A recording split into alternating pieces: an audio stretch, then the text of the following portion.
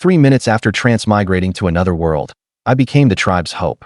5 minutes after transmigrating, they were already discussing killing me. 1 hour after transmigrating, I licked the mud off the ground and barely survived. Now, the strongest person in the tribe stands before me. He said, "Why do you not kneel?" My answer made everyone gasp in shock. The TV was broadcasting the news. "I hereby announce that the 13th World Shanxi Champion is by you. I am a little yellow duck, la la la." I hummed a song in the bathroom, rubbing up bubbles. The next second, my vision blurred. I appeared stark naked on a tall stone platform, still clutching that pink bar of soap in my hand. Torches stood densely below the platform, and hundreds upon thousands of pairs of green eyes were staring at me. Iron armor, fangs, ugly faces. Goblins. Nothing but goblins. I calmly turned around and looked around. In the distance, mountains towered into the clouds, and the sky was full of stars. Golden leaves drifted down above my head, and I subconsciously looked up. A giant tree towering into the clouds stood behind me. Its diameter was at least 10 meters. My God. I reached out to touch its rough bark. "King, the dragonblood tree has a diameter of 12 meters. The previous king measured it." A deep voice came from below the platform. I lowered my head to look. A goblin, unlike the others, stood on the steps. He held a wooden staff with a fist-sized red crystal embedded at the top. He wore a gold-trimmed robe and a pointed red hat. His ears sharp and long, for fangs protruding past his lips. "What did you say? You can talk?" I was so startled that the soap slipped from my hand. "I can speak, honored 13th king. This humble servant is Ursa, profession, prophet." He knelt on one leg, holding the staff in his right hand and pressing his left fist to his chest. "We warmly welcome your descent to the Five Lands world, to assume the position of king of the Goblin tribe in the barren mountains of the third continent." The surrounding goblin infantry knelt in unison. Firelight danced in the pupils of every green-skinned dwarf. That was faith. "Wait, let me process this. I ask, you answer." One hand clutching the bath towel at my waist, I pointed below the platform with the other. It felt like 1,000 bees were buzzing in my head. "Science can't explain this. What kind of world is this?" "The Five Lands world. 5 disconnected continents float upon the sea." "What type of world is it?" "A fantasy world." Ursa lowered his head, his voice growing quieter. "Here there are cunning humans, greedy dwarves and dragons, elves who think themselves noble, simple-minded ogres, and weak and insecure goblins." "How did I get here?" "The tribe lost its king. The high platform beneath your feet is a hastily built king platform. Only by exhausting all our resources were we able to summon you here." He dropped to both knees, his forehead pressed against the stone slab. "Please help us drive away disease, banish hunger, and bring light and glory." "But I don't know how to do any of that." I scratched my head awkwardly, bubbles still dripping from my hair. Ursa hesitated for a moment, then stood up, and a blue ball of light shot from the tip of his staff. I had no time to dodge. The fist-sized ball of light passed through my body. A line of text appeared above my head. "Blank slate level, 0 quality, poor, upgradable, name, by you gender, male age, 18 race, human class, chess player skills, none treasure, none how could it be blank slate." Ursa took several steps back, his face ashen. With the dragonblood tree's blessing, a descended king should be at least level 15. He should have come with innate talents and skills. Level 0? Completely empty? What are you talking about? I can't see anything. I looked up and around, utterly unaware of the text above my head. Where exactly did things go wrong? Ursa rested his left hand under his chin. "I suggest killing him." A cold voice came from above me. A dark green goblin, over 2 meters tall, descended from the sky. His body was knotted with bulging muscles, and his black iron armor clanged sharply. He landed on one knee, and several cracks split the stone slabs beneath his feet. I cautiously took a few steps back. The killing intent in the air made my hair stand on end.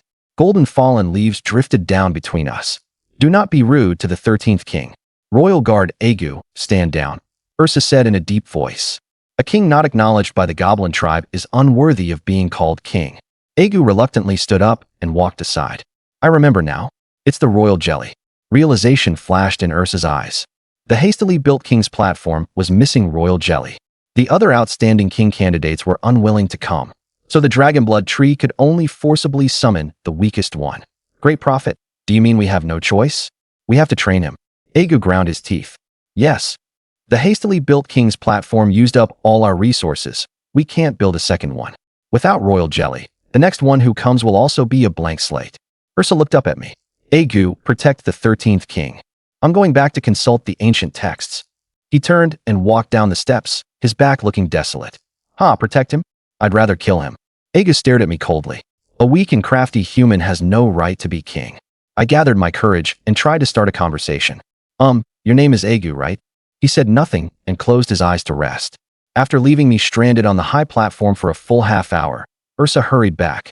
He was holding a ceramic bowl in his hands and carefully climbed the steps. Agu smelled the fragrance and opened his eyes. This is the royal jelly I borrowed from the neighboring Half Moon clan. Please drink it quickly. Ursa dropped to one knee and raised it above his head. This is royal jelly? But I can't see anything. I leaned in. The bowl was completely empty. There is only one drop of royal jelly. If you don't drink it now, it will dry up. He turned the bowl upside down over my head. I stuck out my tongue and waited. My arm went numb, and sweat beaded on my forehead. That single drop of golden royal jelly clung stubbornly to the bottom of the bowl and simply would not fall. I can't. My arm is numb. I pulled back my tongue and resigned myself to it. The next moment, the royal jelly fell straight onto the stone slab by my feet. Ursa and I both turned pale at the same time. Better kill him after all. He closed his eyes, as if he had aged 10 years in an instant. Aga walked up. Black claws grew from both his hands, and his gaze locked onto me. Don't. The royal jelly on the ground hasn't dried yet. It's still edible. I dropped to one knee and frantically licked the stone slab. Stop. Ursa raised a hand. Honored 13th king, how do you feel? Too close. Aga sneered, withdrew his claws, and stepped aside. Doesn't taste very good. My mouth is full of sand. I even ate a hair. Whose is this? I pulled a black hair out of my mouth. Yours. Goblins are naturally bald and don't have hair. Aga took off his helmet, his scalp shiny with oil. Oh, sorry. I gave an awkward laugh. I mean the reaction inside your body. Is there a surge of irresistible power building up? Ursa asked gently. Now that you mention it, there really is. I said with a straight face. The next second, I clutched my stomach, my expression twisted in pain. Hold on, king. This is evolution. Every king has to go through it. Ursa clenched his fist in encouragement. I can't. I need paper. With my legs tightly pressed together, I clumsily ran behind the dragon blood tree. So relieving. An ecstatic voice came from behind the tree. Ursa's face darkened. This, utterly absurd. Aga flushed red and turned his head away. The goblin infantry below the high platform stood dumbfounded. Our king might be an idiot. Half an hour later, I slowly hobbled out, holding onto the tree trunk. My face was deathly pale. The bath towel was still hanging on me, but my mental state was completely different. It was like being ganked 100 times. You're the first man brave enough to take a dump on the hastily built king's platform. I admire your courage. Ursa was expressionless. But if you're still just trash gear, he raised his hand and threw out a blue ball of light. Blue card level, 10 quality, 1 in 100, can be upgraded. Name, Bayou gender, male age, 18 race, human class, chess player, skills, treasures. A level from 0 to 10 is barely usable. The quality jumped 3 tiers in a row, 1 in 100. Ursa's eyes lit up. A question mark for class, a question mark for skills. He and Aga both stared, eyes wide. Treasures? Treasures with question marks? The two exchanged looks, their expressions gradually turning strange. Your Majesty, are you hungry? What would you like to eat? Ursa planted his staff and cupped his face with both hands, blinking his eyes. Hey, don't do anything weird. I'm a proper man. I'm not into men. Goosebumps erupted all over me as I clutched the bath towel tightly. Drooling, Agu rubbed his hands and came closer. Your Majesty, when you came from over there, did you bring anything with you? Act normal, you too. I liked it better when you were cold and ruthless just now. Don't be afraid. We won't hurt you. Come over and let us inspect your body. It'll be quick. Ursa closed in step by step. Don't come any closer. I don't have anything on me. Whether you do or not isn't for you to decide. It's for us. With a light jump, Agu landed behind me, cutting off my escape. Help. My screams startled the birds in the trees into flight. A few minutes later, I lay on the ground utterly dead inside, gazing at the starlight with tearful eyes. I've been defiled. Agu and Ursa stood up. In their hands were an extra bath towel, a little yellow duck, and a pink bar of soap. After searching everywhere, these were the only 3 things. Do these count as treasures? Agu was in disbelief. I don't think so either. Shouldn't treasures be the kind of thing that makes people tremble in fear just from hearing its name? Ursa shook his head. I've been defiled. My voice drifted out again. Oh, give it a rest. We just checked whether you were hiding anything on your body. All this sniveling, you're not acting like a man. Agu turned back to look at me with contempt. Give the things back to the king. He's caught a chill. Ursa made another shocking remark. Humiliated and furious, I picked leaves and branches to cover myself in front. Jumped up and pointed at them while cursing. I told you I didn't have any treasures, but you wouldn't believe me. You stripped me naked in public. Compensation for emotional damages. Pay up, pay up, pay up. The tribe is poor as dirt, so it's up to you, my king. Aga dropped to one knee and presented them with both hands. Still fuming, I wrapped the bath towel around myself again. I sneezed. Just as I was about to keep complaining, a group of people holding torches came marching neatly from afar. Still goblins, but their clothing was mainly red, and black face veils covered their faces. In the center of the group was a large golden sedan chair, with black curtains hanging down and luxurious oil lamps lit inside. A human figure could vaguely be seen sitting upright inside. 8 strong goblins carried the sedan chair in front and another 8 behind. A flame pattern was embroidered on the green robes of the escorts. Heaven's favored one, the tribe's guardian god, the god's spokesperson in the mortal world. Lord Priest Ling has arrived. May the Priest Lord live as long as heaven and earth. The goblins below the platform all dropped to their knees in unison. Ursa and Aga looked grim. They exchanged glances and unwillingly knelt down. Only I was still standing there in a daze. An angry male voice came from inside the sedan chair. Why do you not kneel? Lord Priest, the newly descended king still doesn't understand the rules here. Please forgive him. Ursa raised his head and looked at the tightly shut sedan door, offering a well-meaning reminder. If someone doesn't understand the rules, then they must be taught. If a wolf won't obey, it must be made to understand submission to its superiors. If a dog won't obey, it must be made to know who its master is. A strict hierarchy is the key. What you worship is not me, but faith, and the beast god, whose magic is boundless and who lives forever. Only he protects us with health and longevity, helping us escape suffering and pain. The male voice inside the sedan chair cried out excitedly again, always hostile toward the newly born king. Was this a show of dominance? The first clash between royal power and divine authority. It seemed that royal power did not amount to much in the tribe. Bayu thought to himself. He had always been a meticulous thinker. From just these few words, he could roughly understand the tribe's issue of faith. One side consisted of priests who used faith for spiritual brainwashing, and the other side consisted of kings who ruled with the concept of a state. King, why are you still not kneeling? Divine authority is above royal power. The monarch's power is granted by the gods. This is the will of heaven and cannot be defied. Kneeling on the ground, Ursa turned his head and reminded him in a low voice. Agu also anxiously turned to look at the newborn king. Toward this unfamiliar king, he did not dislike him. On the contrary, he even liked him a little, probably because he did not put on airs. My name is Bayu. I just arrived in this world and understand nothing. I hope you can forgive me. Bayu knelt on one knee and looked toward the sedan chair below the high platform, remaining highly vigilant about his sudden appearance and inexplicable hostility. Very good. The newborn king is too weak. You need to nurture him well. My purpose in coming this time is, first, to witness the newborn king. Second, to deliver in advance the beast god's tribute for the autumn harvest season.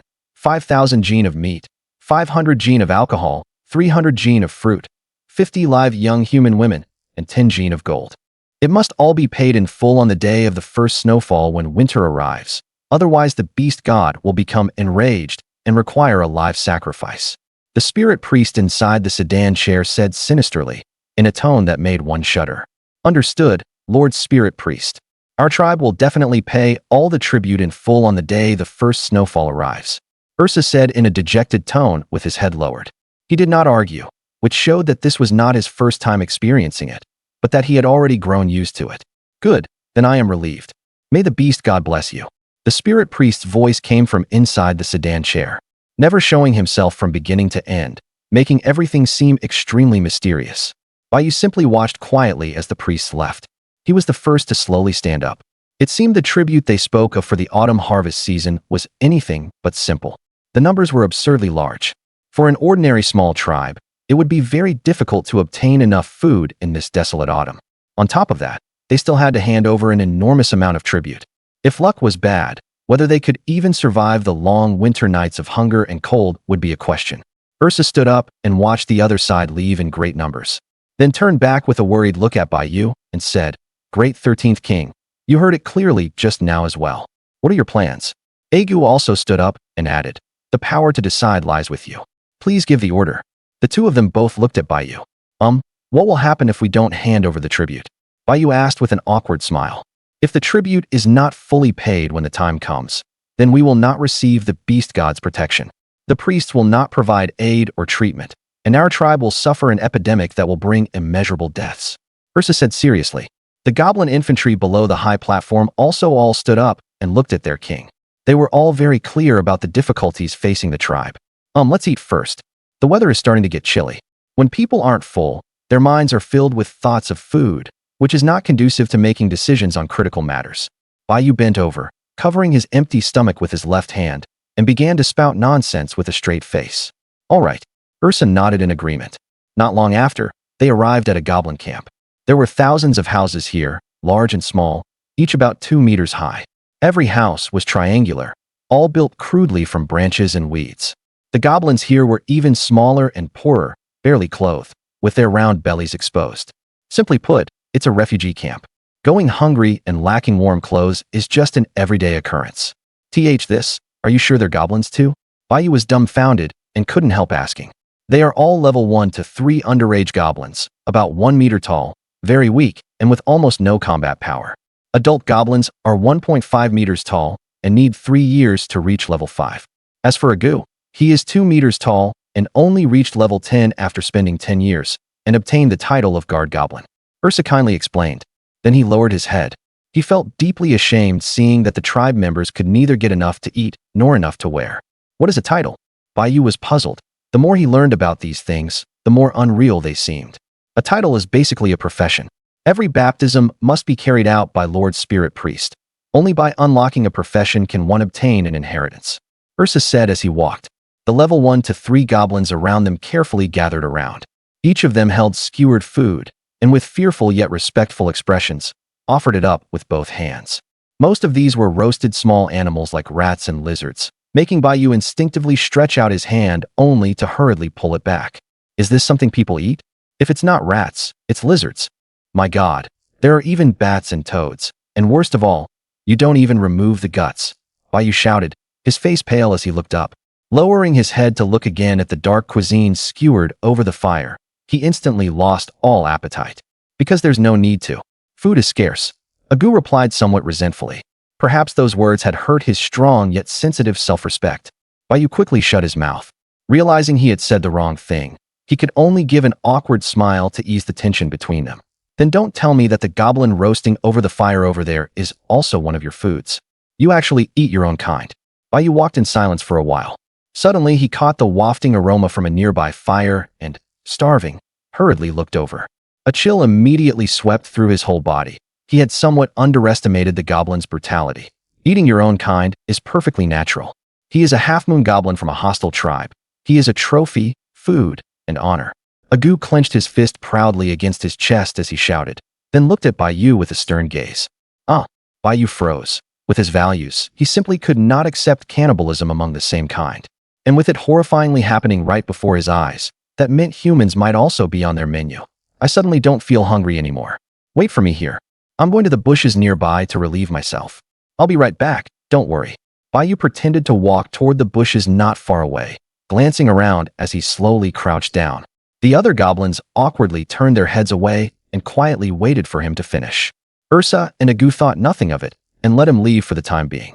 But after waiting a few minutes, there was still no sound from him. The two of them immediately sensed something was wrong and turned around at the same time. This is bad. The newborn king has run north. The scout goblin 200 meters ahead just sent back the information. A lightly equipped goblin covered in fur quickly sprang onto another tree. The next second, he dropped to the ground on one knee and quickly raised his head to make his report. Well done, Bayu. Where do you think you can run to? Unfamiliar with the place and with nightfall too. I'll let you run 100 meters first. Ursa was furious and directly shouted the king's name. Usually calm and not easily angered, he had been thoroughly enraged today. Lord Prophet, I will immediately take the hunting dogs and the goblin light infantry squad to pursue him. We will make sure to bring him back completely unharmed. Agu knelt on one knee before Ursa, clenched his right fist, and placed it on his chest, shouting with a solemn vow. North of the Barren Mountains is human territory. You must intercept him in the shortest possible time. Otherwise, once he crosses the human border, the Danube River, there will be no turning things around. Ursa shouted in a stern tone. A 10-man lightly equipped goblin infantry squad from the tribe quickly charged out on sturdy hunting dogs. Each one gripped the reins tightly with both hands, leaning forward with their eyes fixed ahead. In the blink of an eye, they rushed into the dense forest. Accompanied by a burst of urgent barking, they sped through the woods at incredible speed.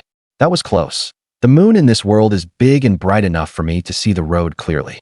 Otherwise, there'd have been no escape at all. Goblins really are monsters straight out of a novel. Having somehow ended up in this world, I need to be careful everywhere. I have to return to human civilization. How could I possibly keep company with man-eating monsters? Bayou complained while running, still shaken. Agu spread his sharp claws and angrily climbed to the top of the tallest tree nearby. He immediately spotted Bayou more than 300 meters ahead, racing downhill without even looking back. Ayo, woo! An eerie howl came from the mountain forest behind him. This time it was a genuine wolf's howl. Terrified, Bayou turned his head to look back and immediately spotted Agu hanging from a tree with one hand several hundred meters behind him. At this moment, he looked terrifying, his eyes glowing bright crimson in the night. By the moonlight overhead, it was clear to see that his arms were extraordinarily long, hanging past his knees. His muscles were even stronger, and his ears were more than 3 times longer than usual, almost reaching past his neck. That can't be Agu, right? How did he turn into something this horrifying? Could he have gone berserk? He's staring straight at me. My scalp is about to explode. Bayou stammered, immediately turning around to run. But he had been badly frightened by what he had just seen, and his legs had gone so weak that he couldn't run at all. He could only stagger along hugging his thigh, and the more anxious he got, the worse he walked. Ewo-woo! Another eerie howl came from behind him. Beneath the dense forest in front of Agu, the 10-man goblin hunting dog cavalry squad received instructions and quickly changed direction, running toward one side of the mountain range. Riding their hunting dogs, they leaped over rocks and fallen branches blocking the way. As they ran, they sent the leaves on the ground flying and were taking a shortcut in hot pursuit without stopping. This won't do. I'm too slow. They've lived in the jungle for years and know the paths even better than I do. More importantly, I don't have any shoes. Damn it. Just a pair of household slippers. Ow, ugh, it slipped in. Ah, that hurts. Bayou let out a miserable scream, his feet slipping as he crashed headfirst awkwardly into the bushes ahead. Several thorny branches got caught in his hair, and a few bloody scratches appeared on his face. Oh. The pain made him bare his teeth and shout. He had no time to check his injuries and quickly braced himself on the ground with both hands, standing up on one leg. This slipper has slid all the way to my heel. It's way too slippery. I didn't notice it before, but now I realize my feet are still covered in soap that wasn't rinsed off clean. Bayou kept adjusting the position of his slippers with both hands, trying to push them back to where they were supposed to be. Forget it. There's no time. I'll just run like this since they're still on my feet anyway. Bayou was pretty ruthless too. Seeing that the slipper hooked on his heel wouldn't come off, he simply stopped wasting time. He gave himself a bit of mental comfort and immediately started running clumsily again. Relentless pursuit behind him, accidents one after another ahead. Oh ho ho ho. Bayou let out a relieved howl, immediately stopped to pull the wooden splinter from the sole of his foot, then hesitated and did not dare move forward. Not far ahead, on the riverbank at the foot of the mountain, a campsite came into view. He could see the bright glow of several bonfires, dazzling in the night. People great. Bayou was breathing rapidly, his right hand braced against the nearby tree trunk, overjoyed. The camp below also began to stir. Figures stepped out of the tents one after another, each fully armed and full of vigilance. Did you hear that wolf howl just now? A scruffy bearded uncle looked seriously at the companions gathering around him and said, "Heard it." A group of people replied in unison, all of them tense now, their hands sweating. That wasn't a wolf howl at all, but a goblin imitating a wolf's cry. They were passing information. This is the experience I've gained from dealing with them in the deep forest for decades. Everyone, be careful. The uncle spoke very seriously, hoping the people around him would take this matter seriously. Not far away was a big fat man dressed in luxurious brocade robes from head to toe. Wearing gold and silver jewelry, he swaggered over under the heavy guard of the guards beside him and mocked. "Commander Mokiji, aren't you being too cautious? Our camp has 50 warriors, each one battle-hardened. All of them are above level 5. Compared to those weak level 1 to 3 goblins, we are their gods." The tense expressions on the faces of the surrounding people began to relax. They all smiled in relief. This was exactly what they wanted to hear. "Thank you very much, Noble Palgia, for hiring our mercenary group at such a high price. These past few days, our hunting of goblin tribes has gone too smoothly, which has made you all underestimate them. Commander Mokiji lowered his head, clenched his right fist, and lightly struck his chest. Isn't that so? In just a few short days around here, we wiped out 7 goblin tribes. We didn't encounter any decent resistance at all. We routed them with ease. Noble Palgia clenched his fist near his face and looked around proudly, utterly unafraid of these weak goblins. That's right. Today alone, I took down 7 of them myself.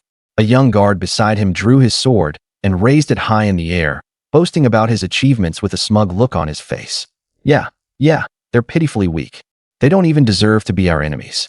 The people nearby laughed and joked, not taking the weak goblin seriously at all. Quiet. Commander Mokiji spread his arms helplessly and gently pressed both hands downward, signaling them to stop talking. The mercenaries around him, as well as the guards beside the noble, all fell silent. In terms of experience and level, this commander was obviously the highest among them. I want to tell you all, these past few days the Barren Mountains have been very abnormal. All signs indicate that they have lost their king. So most of the goblins have gone deep into the mountains, and the ones left outside are all weak, gathering goblin tribes. They are the weak groups. The truly strong groups are the ones with a king. They have clear divisions of labor and order.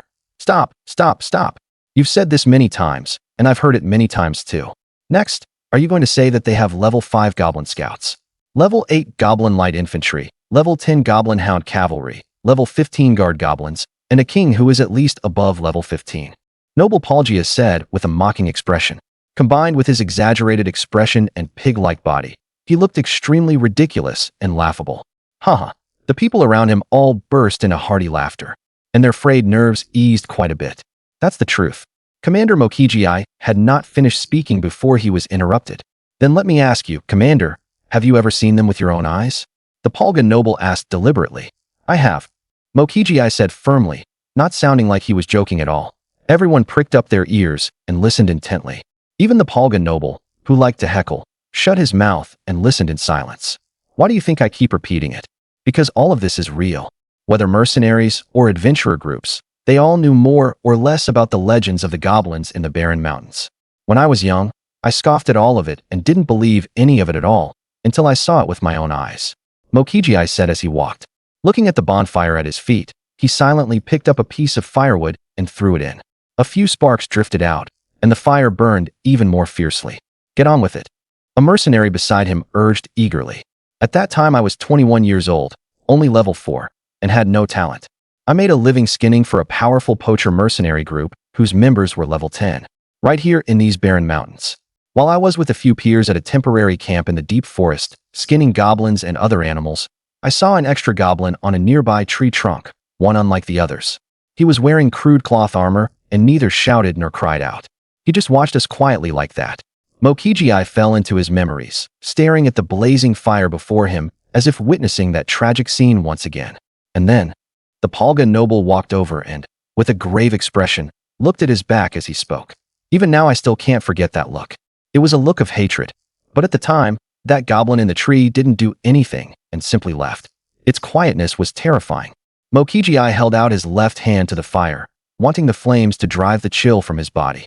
If that's the case, then why were you afraid? What was it that made you fear? The Palga noble swallowed and said seriously, without the slightest trace of mockery or disdain. Do you still hear of poacher mercenary groups nowadays? Mokiji said flatly. No. Now the kingdom has already opened up hunting licenses. There's no need to hunt secretly anymore. Why are you asking that? The Palga noble explained. He had no idea why this matter was being brought up out of nowhere, since everyone knew about hunting licenses. Because hunting licenses only came about after this incident. Not long after that strange goblin left, the nightmare began, along with that same mournful and lonely wolf howl from before. A goblin army suddenly appeared and attacked us. You could never have imagined just how formidable those short and skinny goblins were. They breached the camp with ease.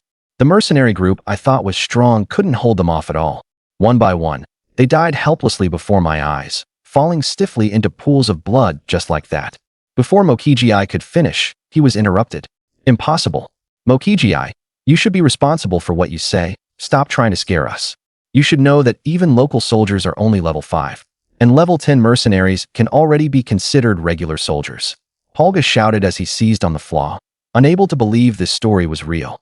I have no need to lie, because in that goblin army there was one with a blue name. It was a level 15 guard goblin, extremely powerful and about 2 meters tall. It was also my first time seeing other varieties of goblins, and I can be sure their levels were above 5 as well. After that, the poacher mercenary group was almost completely wiped out, and only a very few escaped. You must understand, the appearance of hunting licenses was meant to prevent exactly this kind of sudden incident, because hunting licenses are equipped with positioning and can send and receive distress messages. Captain Mokage had just finished speaking when the horses being used for transport beside them suddenly grew restless and all stood up. Their forelegs kept stomping the soil beneath them, kicking up dust all over the ground. They also swung their necks hard from side to side, pulling the reins tied to them taut. All signs showed that they wanted to break free and run. "What's going on?" A member of the mercenary group beside them said instinctively. "Calm all the horses down for me. If they run off, who will haul those heavy and expensive goods for me?" The noble Palgia jumped up anxiously. Seeing that the horses were about to break free from their restraints, he was beside himself. "Masha mercenary group, listen up. Send some men to calm the frightened horses for me. The rest of you, except for the hidden sentries, do not stay idle. Everyone else, get moving and pack up in the shortest time possible. We leave at once," Captain Mokage shouted loudly. His uneasy gaze turned toward the pitch-black mountaintop, the very direction from which the wolf howls had come earlier. "Captain, what are you doing?" Noble Palgia stretched out a hand to stop him in confusion. Nearby, the Masha mercenary group had already sprung into action. A horse trainer held a frightened horse by the neck and slowly stroked its mane to calm it down. At the side, tightly bound bundles of goods were being lifted onto the horses' backs by several people, while cargo was constantly being carried out of the tents. These things could not get wet, so they needed special care. "We have to leave this place. It is no longer safe to spend the night here." First there were wolf howls. Then the horses became frightened and restless. "Something dangerous is approaching this place, and we need to leave immediately," Captain Mokage said worriedly. At the same time, he turned to help gather up the unlit torches on the ground and place them on the horses' backs for use on the pitch-dark road. Fine, we'll listen to you for now, but load the furs for me first. Torches and these lighting things are practically worthless, so load fewer of them. Do you know that a single pelt is worth 100 torches? Noble Palgia moved closer as he spoke. He untied bundles of torches from the horses and threw them onto the ground, cursing loudly all the while. Mokage said nothing and did not stop him. He merely let out a heavy breath. He knew very well how merchants behaved. Every one of them was so obsessed with money that there was simply no saving them. All around them, everyone was still busily working in tense haste, shadows moving back and forth by the fire as they carried goods. Coo. A strange bird call rang out in the night. Everyone in the camp came to a stop, slowly setting down the goods in their hands one by one. They straightened up, drew the swords at their waists, and stared into the darkness with wary eyes. Coo. The second bird call came again. Everyone's gaze turned toward a large tree halfway up the mountainside in the darkness. "What's wrong with you all?" Noble Palgia had just spoken when he was interrupted the next second. "Don't speak. This is a warning from a hidden sentry." Something passed beneath the tree where he is stationed, Captain Mokage said in a low voice. At the same time, he drew the long sword from his back with practiced coordination and looked toward the direction where the other man was. Coo. The third bird call sounded. Everyone could already hear the sound of trees shaking dozens of meters ahead, along with the noise of some stones rolling down.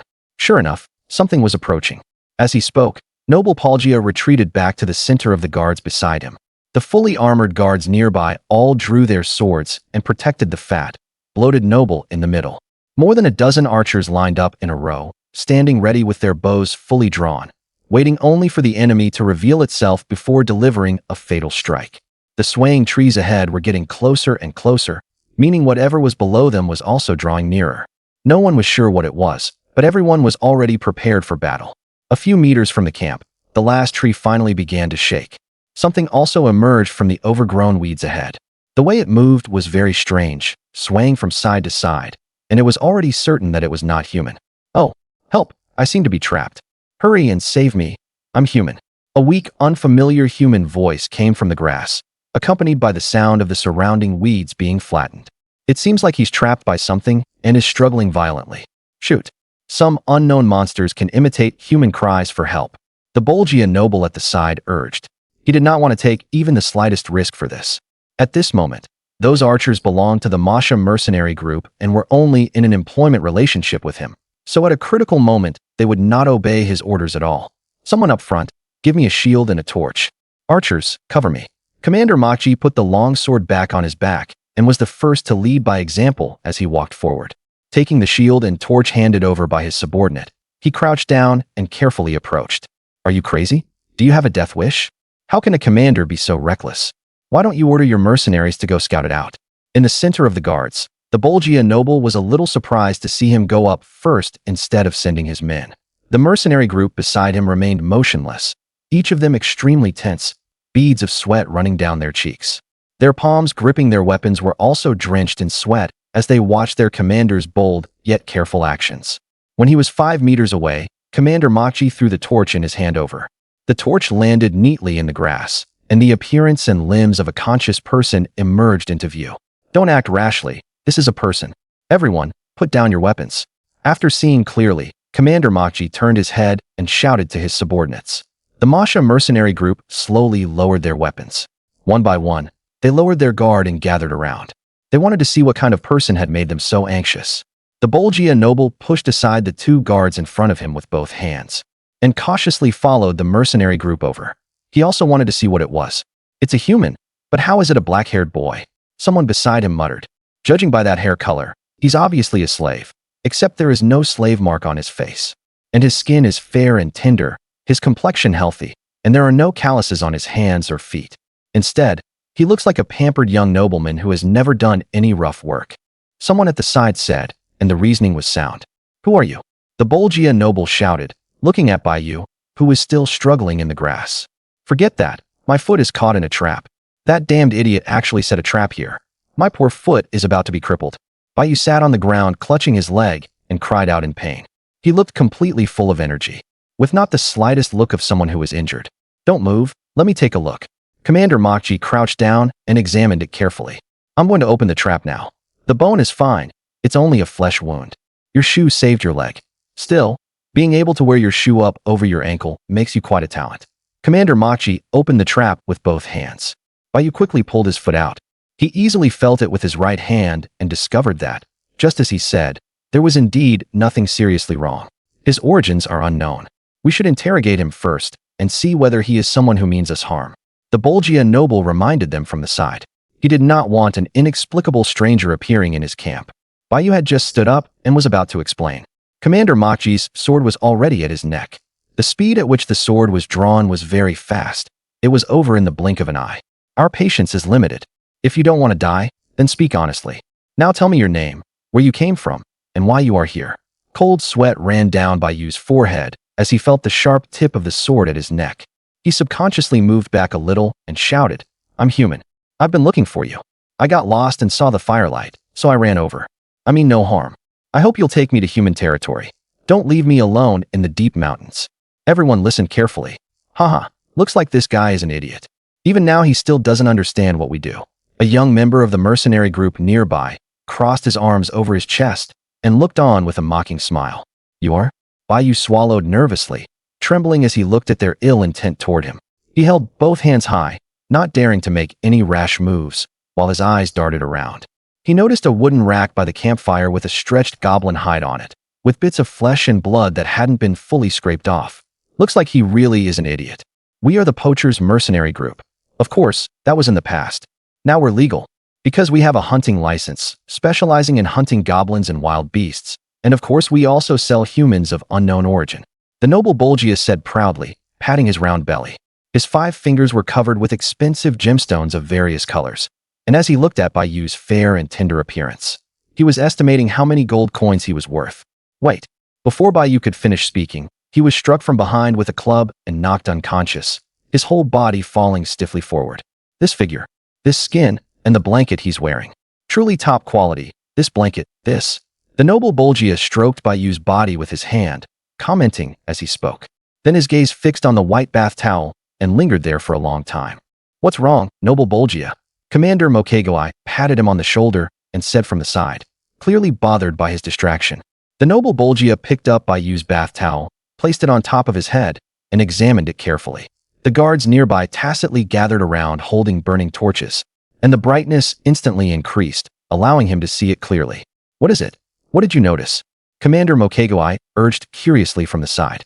I have never seen a blanket with craftsmanship so delicate and flawless. I don't even recognize the material of this blanket. This is simply not something that could be made by hand. This is entirely the work of a god. The noble Bolgia was utterly shocked, his eyes wide open. He kept rubbing the fabric in his hands, trying to find a flaw, but the more he looked, the more astonished he became. Isn't it just an ordinary piece of cloth? Mokegai glanced at it from the side, still not seeing anything different. Quick, quick, get my item appraisal scroll from my personal bag. My hunch was right. We're rich, haha. The noble Bolgia threw back his head and laughed, constantly rubbing the bath towel against his big fat face. This comfortable, silky feeling is unmistakable, along with this enchanting fragrance and this intoxicating touch. This fabric is definitely not ordinary. A guard hurriedly opened the back of the horse, took a scroll out from inside, ran over respectfully, and presented it with both hands. Appraisal scroll activated. The noble Bolgia grabbed the scroll with one hand and immediately opened it. A beam of white light shot out from the scroll onto the bath towel in his hand. At the same time, a burst of golden light erupted from the bath towel, sparkling brilliantly, and a line of text appeared on it. Appraisal successful. Item, bath towel level, 0, upgradable, quality, legendary, gold, appraiser, Bolgia description, an item brought from an unknown world. It has warming properties, and its value is impossibly high to estimate. Don't waste time. Hurry up and tie up this stupid black slave, stuff him into a sack, and let's get out of here quickly. Commander Mokegai urged them on from the side, a faint sense of worry in his heart. My heavens, a legend. It's actually a legendary item. We actually witnessed a legendary great item. The guard beside them was breathing rapidly, his mind completely blank. I, noble Bolgia, have finally appraised a legendary item today. I am bound to leave my name through the ages and be revered by all. Noble Bolgia held that item with trembling hands, crying tears of joy, tears streaming down his face despite himself. Commander Mokegai's expression was gloomy, completely unlike the delight of those around him. The members of the Masha mercenary group also noticed something was off. One by one, they snapped out of their joy and looked sharply at that legendary item. What are you doing? Noble Bolgia sensed the thorny gazes from the people around him, instantly came to his senses, and shouted, "That item isn't yours. Please give it to me." Commander Mokegai took a step forward and held out his hand to demand it. His eyes filled with killing intent, clearly ready not to give up unless he got it. Don't do anything rash. You're in my employ. You can't lay a hand on your employer. You know the kingdom's laws better than I do. Noble Bolgia tucked the item into his arms, cold sweat pouring down as he did. The guards beside him also came to their senses, all drawing their weapons and surrounding Noble Bolgia. The atmosphere began to turn strange, on the verge of exploding. You can't keep it. Our Masha mercenary group has a full 40 men, while you and your guards only make 10. My level is 15. Do you want to die with it? Veins bulged on Mokegai's face, and his tone grew more and more irritable, without the slightest courtesy, as he had already started striding over. I'll give you gold coins, 1,000 gold coins. Noble Bolgia shouted in fright, but unfortunately the other party still kept pressing forward. That's 1,000 gold coins for each person, and I'll give you an extra 10,000 gold coins.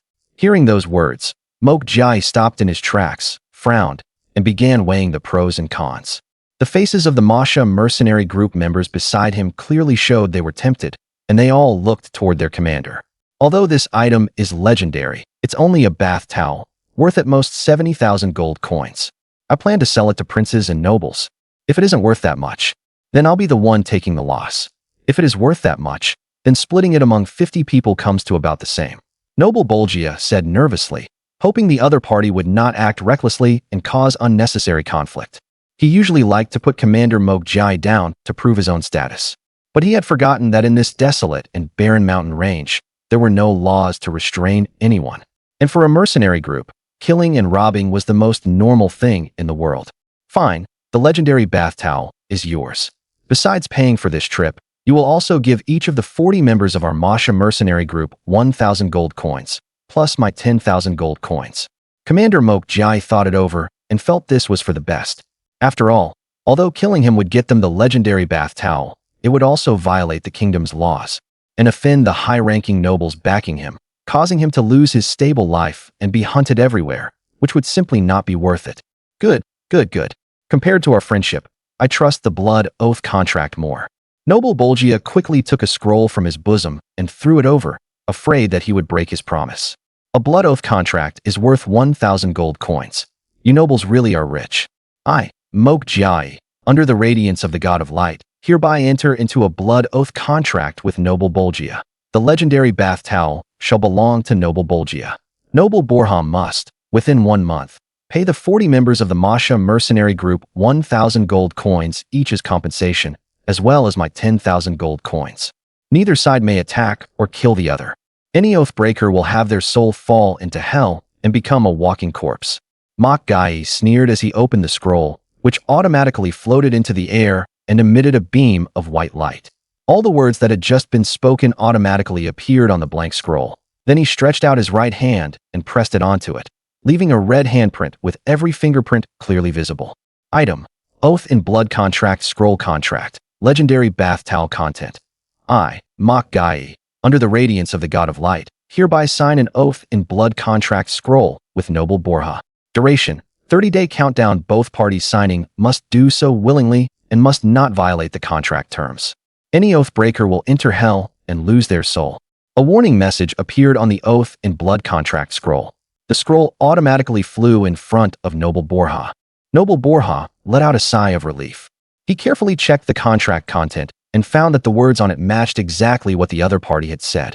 He immediately pressed his right hand onto it.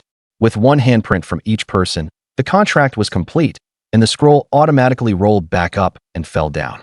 Everyone on both sides breathed a sigh of relief. The 9 guards beside Noble Borha sheathed their swords and stepped back. The people of the Masha mercenary group no longer had those burning looks from before, and everyone was now at peace, with the tension gone.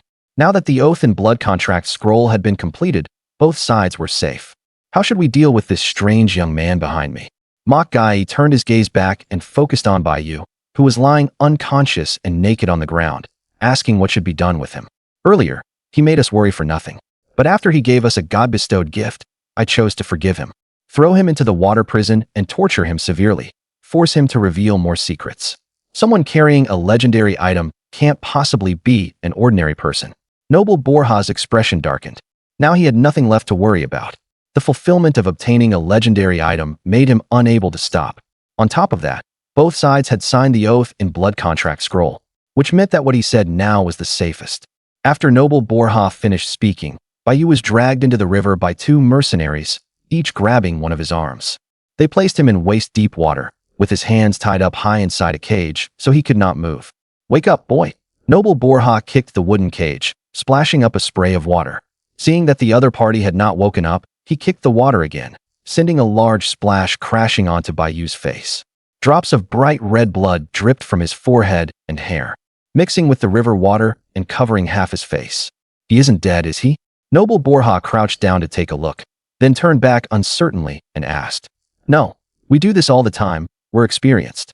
We avoid the vital spots, so don't worry, he definitely won't die," Mokgai said calmly.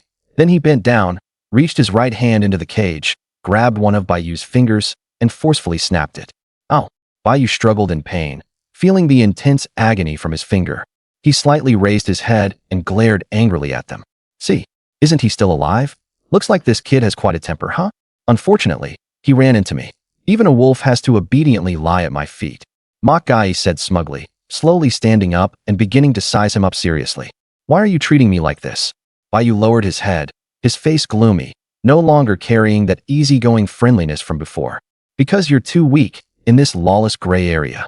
Only the strong have the right to wield power. You are my slave now. If you don't want to suffer, then tell the truth."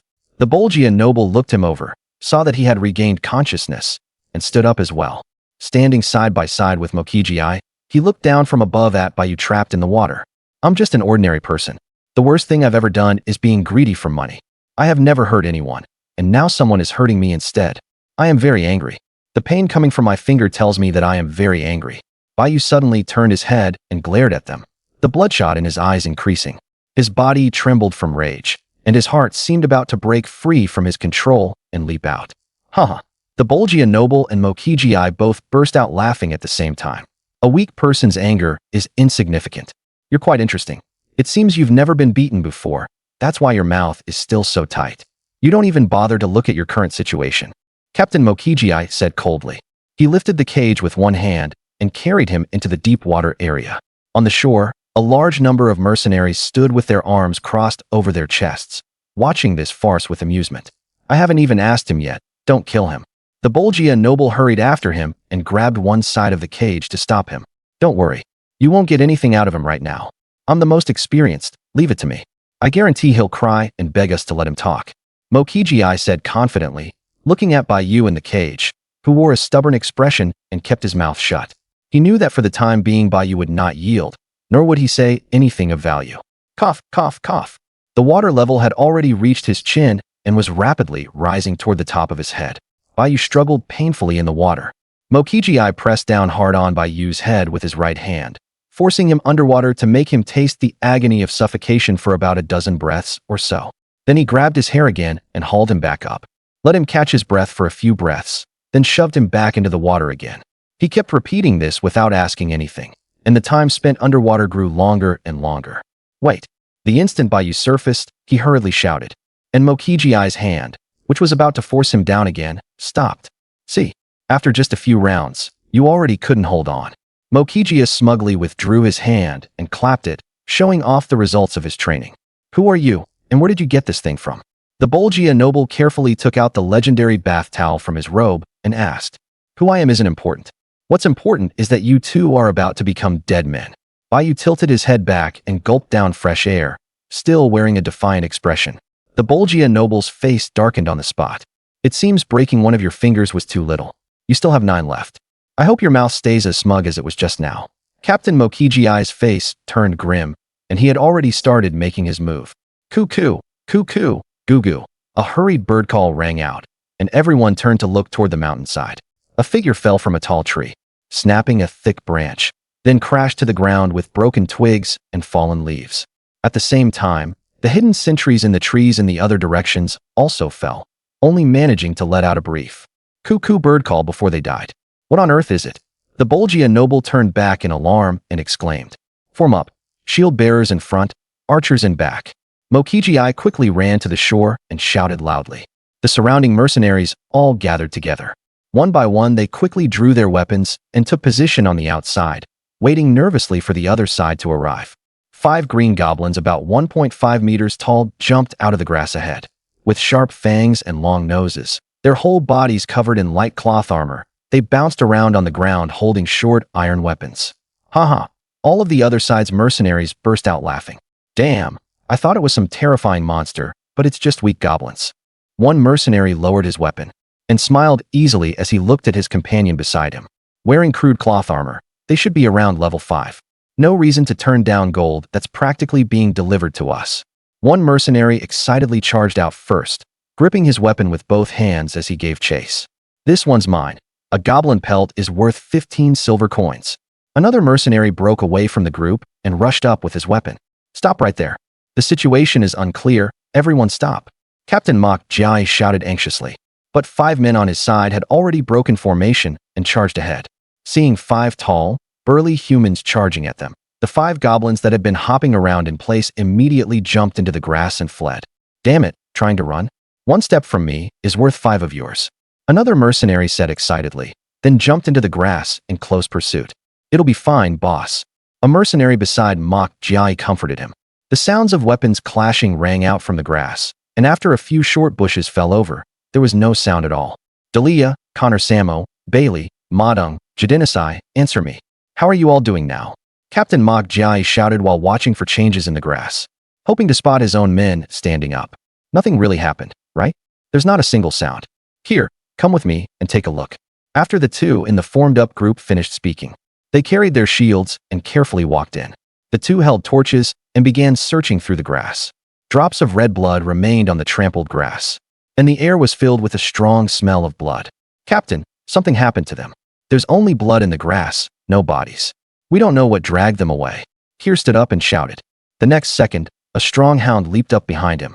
Just as he turned and tried to react in defense, his neck was already bitten through, and he was knocked into the grass and dragged away.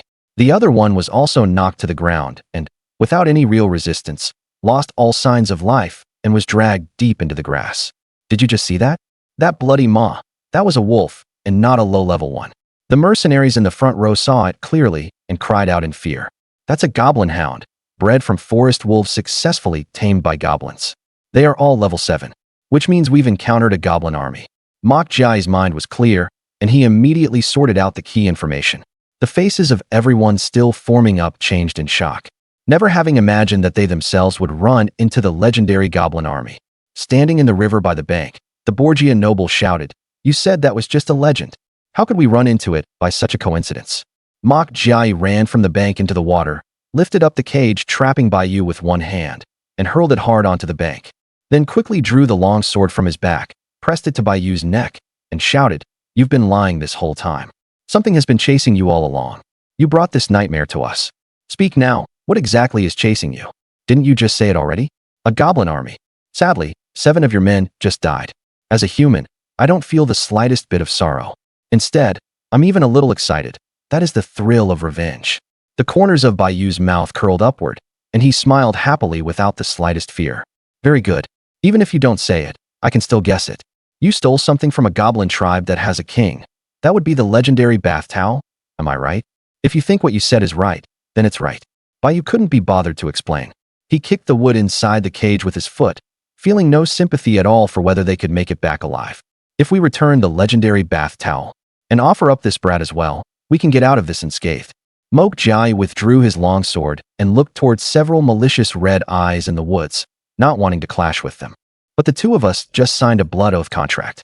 If I don't get the legendary bath towel, then you are the one breaking the agreement. Do you want to lose your soul and become a walking corpse in a month?" The Borgia noble grew anxious and immediately spoke up to remind him. "Then what do you think we should do?"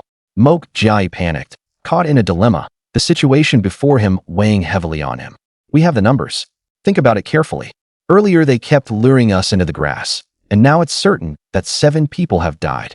We still have 43 left, and the enemy is clearly fewer than us. Otherwise, they would have already charged at us just now instead of wasting time with us." The Borgia noble judged rationally. Just as he said, the intelligence was completely accurate. The goblin side was only a 10-man squad, and they were merely level 5 goblin light infantry. On the contrary, the goblin hounds were level 7. In the darkness, more and more red eyes appeared among the bushes, from the original 2 or 3 pairs to more than 10 pairs, and the number was still increasing. 1, 2, 3, 4. My God, there are more and more of them. What do we do, boss? A mercenary in the front row shouted in fear, his sword already trembling so badly he could barely hold it steady. "Front row shields, crouch down. Archers in the rear, draw your bows fully and await my command."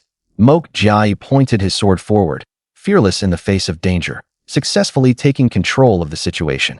A row of shields was then planted on the ground, and the people behind crouched on one knee. Shield in the left hand and sword in the right, they stared in horror at the moving red eyes in the darkness ahead. The 10 archers behind the shields, seeing their newly cleared field of view, immediately drew their bows to the full, waiting for a single order to loose the arrows in their hands. Seeing this, the red eyes in the darkness began to disappear. "What's going on? It looks like they're retreating." An archer nervously lowered his bow, somewhat unable to believe it. He had already prepared himself for almost certain death, yet he never expected it to end just like this. The Borgia noble and Mok Jai were also stunned as they watched the red eyes grow fewer and fewer.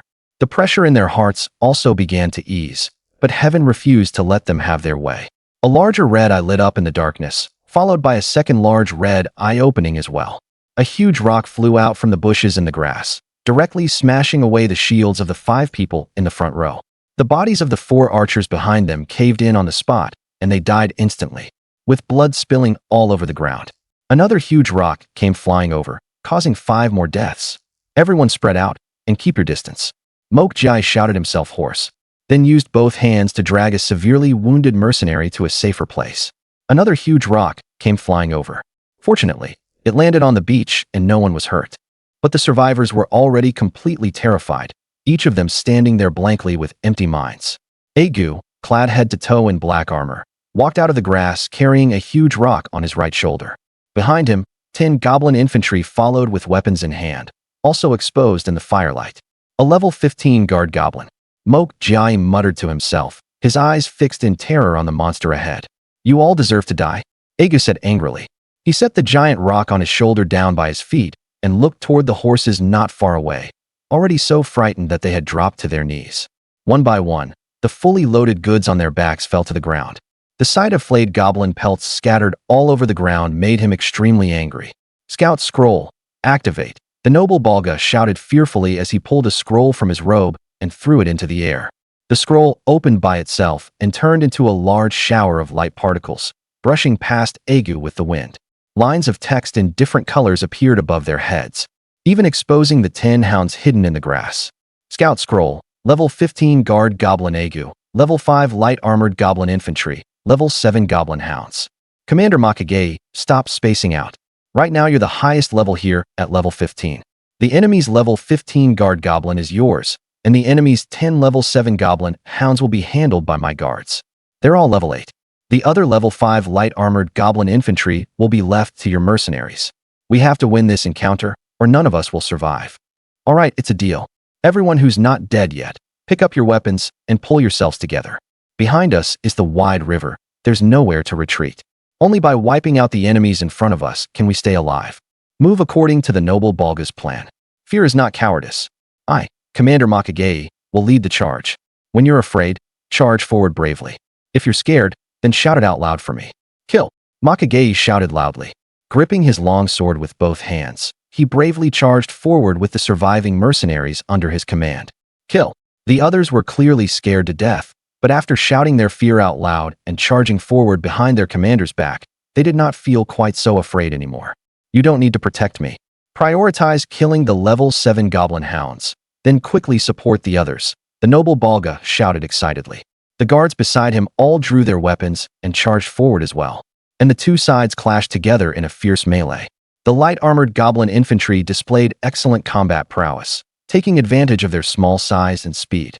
They quickly darted under the mercenaries' legs and, with a slash as they turned back, severed the tendons in their heels, causing mercenary after mercenary to collapse helplessly.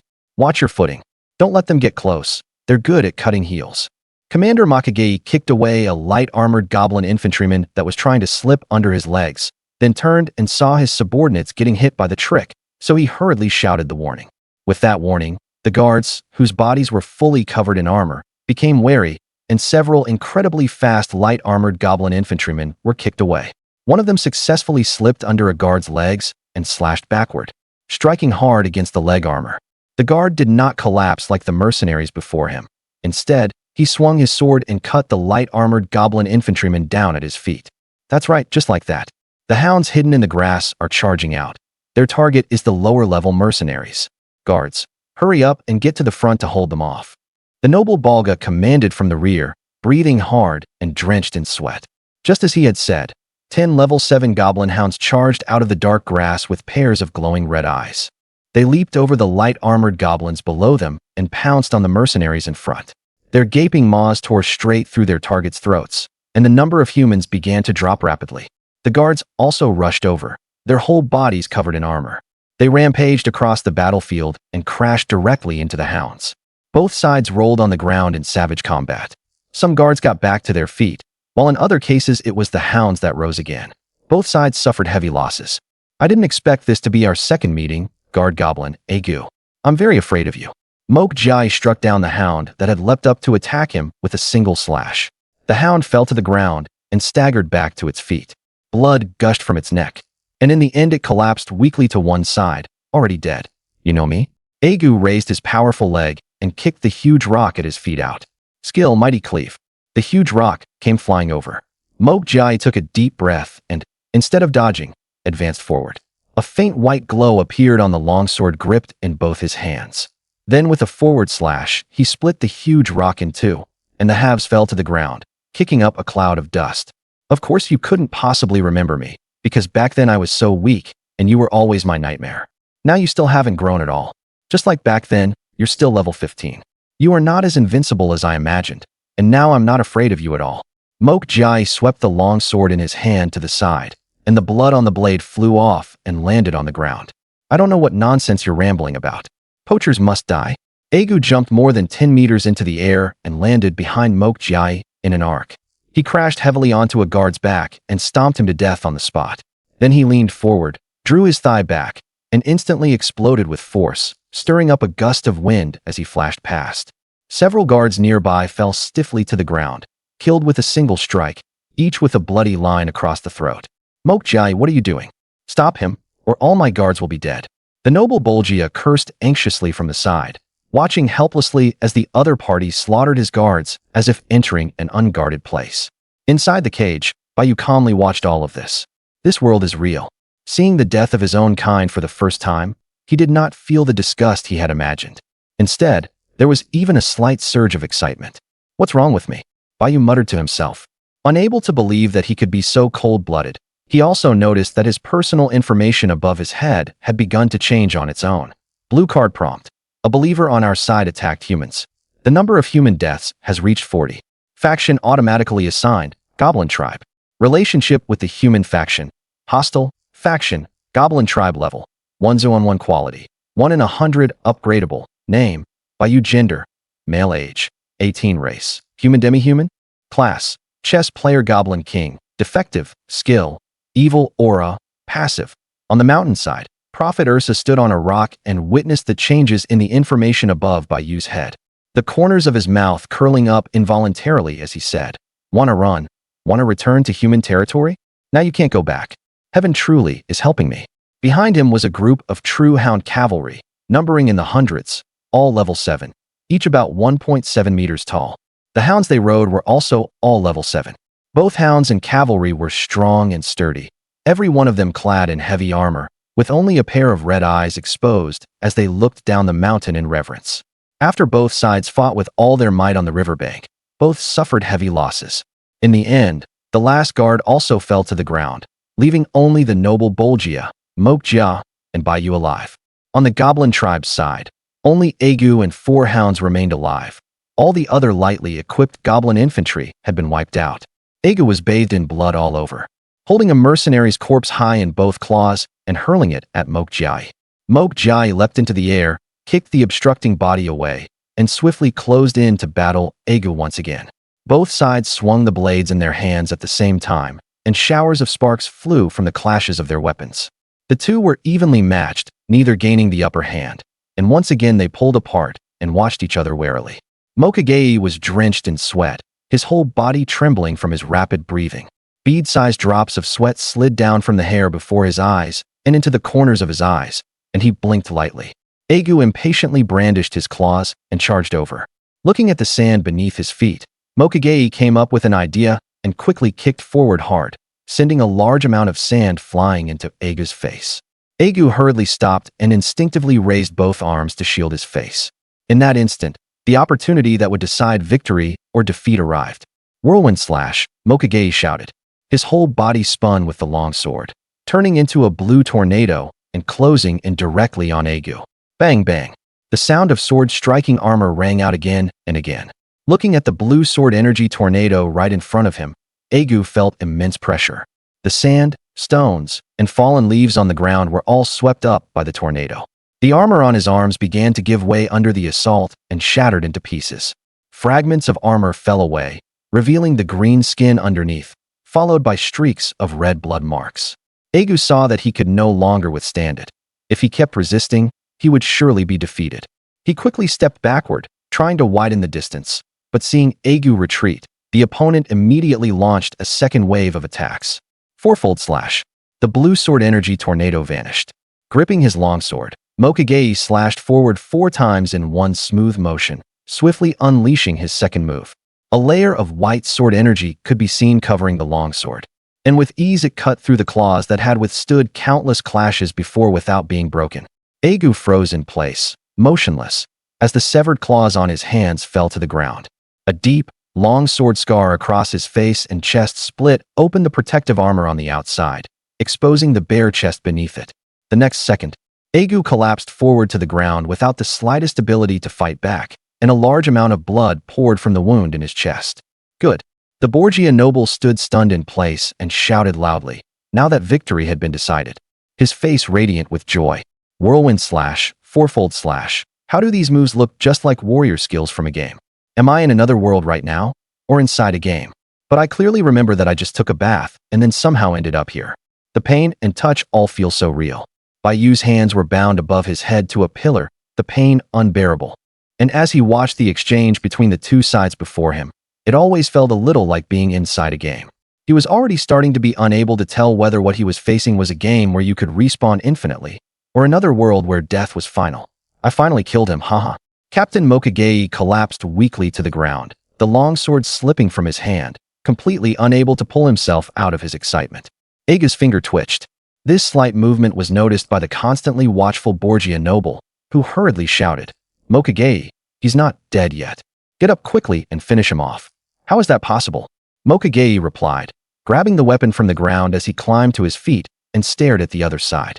Aiga's body slowly began to move, and the severed claws on his hands grew back. His whole body began struggling as he climbed back up. "Hurry and use the scouting scroll to check what's going on with him again." "You don't need to tell me. I'm looking for it." "Found it. Activate scouting scroll." The Borgia noble glanced at Mokage, quickly pulled a scouting scroll from his clothes, and threw it over again.